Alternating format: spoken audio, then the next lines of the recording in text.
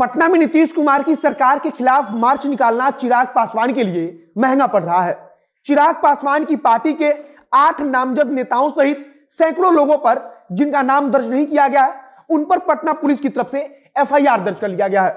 कहा जा रहा है कि चिराग पासवान ने यह यात्रा पटना के उस क्षेत्र में निकाली जो प्रतिबंधित है। कहा जा रहा है कि जिस जगह पर चिराग पासवान यह मार्च निकाल रहे थे, वह जगह इस प्रकार के मार्च निकालने के लिए गैर कानूनी है।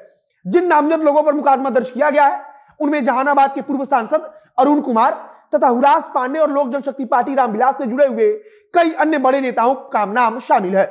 कल जब चिराग पासवान यह मार्च निकाल रहे थे, तब प्रदर्शनकारियों को रोकने के लिए पुलिस की तरफ से लाठीचार्ज भी की गई।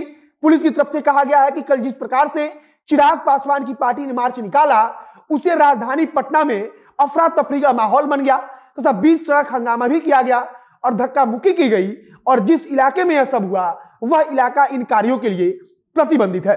चिराग पासवान की मां रीना पासवान पहली बार राजनीतिक मुद्दे पर इतनी सक्रियता के साथ नजर आई हैं। अब नमस्कार, मेरा नाम है मोहित कुमार सिंह और आप देख रहे हैं हमारा विशेष कार्यक्रम एक्सप्लेनर।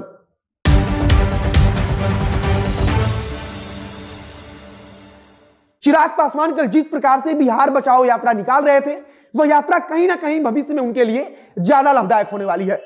कल चिराग पासवान ने कार्यक्रम रखा था कि वह गांधी मैदान से मार्च करते हुए राजभवन जाएंगे और राजभवन जाकर वे राज्यपाल के पास ज्ञापन सौंपेंगे। चिराग पासवान की मांग थी कि जिस प्रकार से राज्य में अपराध बढ़ा हुआ है और जैसी व्यवस्था चल रही है, उस हिसाब से अब केंद्र सरकार को, बिहार की राज्य सरकार को बर्खास्त कर देना चाहिए। चिराग पासवान बार बार अपनी इसी मांग को दोहरा रहे हैं कि बिहार सरकार को केंद्र सरकार द्वारा बर्खास्त कर दिया जाना चाहिए। इसी मांग के साथ कल चिराग पासवान ने एक यात्रा निकाली, लेकिन राजभवन पहुंचने के पहले पुलिस की तरफ से उन्हें रोकने का प्रयास किया जाने लगा तथा जब हंगामा बढ़ा तो पुलिस की तरफ से लाठीचार्ज भी की गई। लाठीचार्ज किए जाने के बाद से वाटर कैनन का भी प्रयोग किया गया, क्योंकि वहां पर भीड़ ज्यादा थी, हंगामा ज्यादा हो रहा था, तो पुलिस ने बलपूर्वक उन्हें रोकने का प्रयास किया।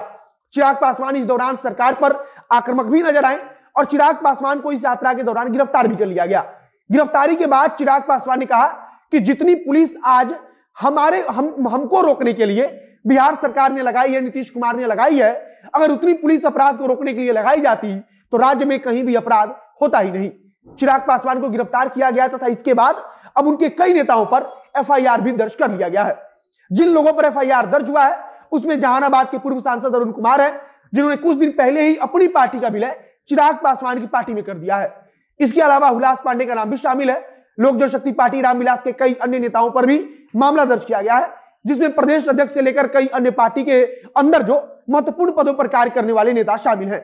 पुलिस ने यह एफआईआर इस आधार पर किया है कि वहां मौजूद लोग जिस क्षेत्र में प्रदर्शन कर रहे थे, वह इलाका इन सब कार्यों के लिए प्रतिबंधित है। चिराग पासवान की मां रीना पासवान थाने भी पहुंची तथा चिराग पासवान की मां को पुलिस ने रोकने की कोशिश भी की और इस पर उन्होंने गुस्सा भी जाहिर किया।